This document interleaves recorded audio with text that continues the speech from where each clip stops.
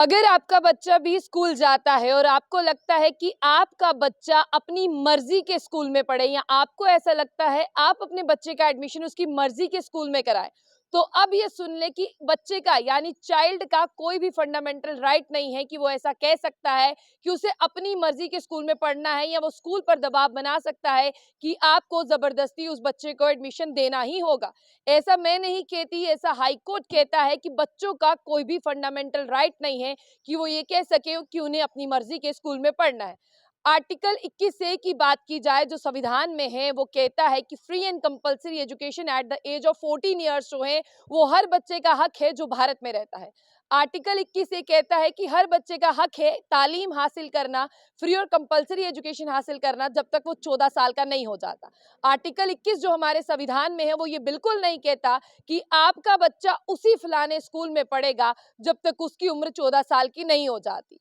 यानी आर्टिकल के अंदर बहुत सारे सब क्लॉसेस भी होते हैं और हमें उन सब क्लॉसेस को भी ध्यान से पढ़ना चाहिए। यानी बिना पढ़े अगर हम कोर्ट में जाएंगे तो इसी तरह के डिसीजन जो है वो बाहर आएंगे। साफ तौर पर मैं आपको बता दूं कि हाई कोर्ट ने एक पिटीशन जो है वो दायर की गई थी, उसका निपटारा करते हुए खूबसूरत सी जजमेंट सुनाई, जो ये जजमेंट अब सब लोगों के काम भी आने वाली है और जिसे सुनने के बाद सब लोगों को भी यही सही लगेगा कि आज तक हमने आर्टिकल तो पढ़ा था लेकिन हमने इसे जो है अच्छी तरह से समझा नहीं था। आपको बता दें कि एक माँ जो है वो कोर्ट का दरवाजा खटखटाती है और पिटीशन दायर करती है जिस उम्र में, यानी उसकी बच्ची की उम्र जो है वो 7.5 साल की है, और ये कहती है कि मेरा बच्चा जो है वो एक ईडब्ल्यूएस कैटेगरी से, यानी कि जब स्कूल एकेडमिक ईयर के लिए एडमिशंस निकालता है तो हर एक स्कूल में जो है वो अलग अलग कोटा भी जो है वो इनका रहता है। तो बिल्कुल वो बच्ची जो है ईडब्ल्यूएस से बिलोंग करती थी और वो उसी कोटे में जो है वो फॉल किया। और आपको बता दें कि जब वहां पर यानी जो एक ड्राफ्ट था जिसके तहत आपको बता दें कि बहुत सारी एडमिशंस जो है वो उस कैटेगरी के लिए रहती हैं,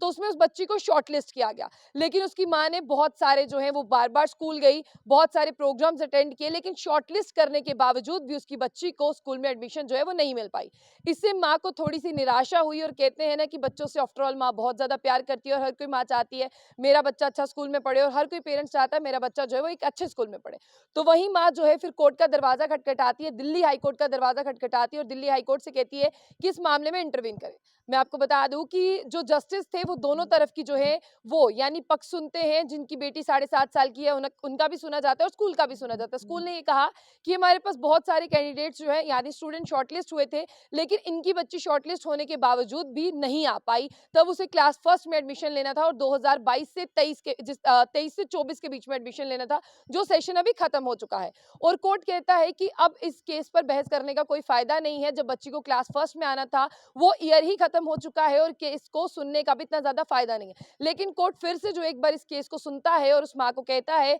कि देखिए आपकी बच्ची बिल्कुल ईडब्ल्यूएस से बिलोंग करती है और आपको बता दें कि वो इस कैटेगरी में आती है, लेकिन उसका कतई ये मतलब नहीं है कि आप यहाँ पर जो आर्टिकल 21 ए का इस्तेमाल कर रही है वो कहता है फ्री एंड कंपल्सरी एजुकेशन है, वो ये नहीं कहता कि एक पर्टिकुलर स्कूल होगा, पर्टिकुलर ईयर होगा और पर्टिकुलर क्लास होगी। इसका मतलब 2022 से 23 का जो ईयर था वो बच्ची को फर्स्ट क्लास में जाना था, वो किसी और स्कूल में चली गई, लेकिन कोर्ट में केस जो है वो चल रहा था। कोर्ट ने कहा कि ईडब्ल्यूएस कैटेगरी में जिस भी स्कूल में कोई जो है वो एडमिशन होगी या वैकेंसी होगी, वो इस बच्ची को 4 हफ्तों के अंदर जो है वो एडमिशन देगा। और साफ तौर पर यहाँ पर ये कहा गया कि आप अपने अधिकारों का गलत इस्तेमाल ना करें। और कोर्ट ने साफ तौर पर यह कहा कि आर्टिकल 21 जो हमारे कॉन्स्टिट्यूशन में है वो कहता है कि यहाँ पर फ्री एंड कंपल्सरी एजुकेशन होगी, लेकिन इसी के साथ राइट टू एजुकेशन एक्ट 2009 यानी आरटीई 2009 भी कहता है सेक्शन 12 में कि आप अपने बच्चे को इन कैटेगरीज का इस्तेमाल कर डाल सकते हैं, लेकिन सिर्फ 14 साल तक ही। 14 साल के आगे आपके बच्चे की कोई जिम्मेदारी नहीं है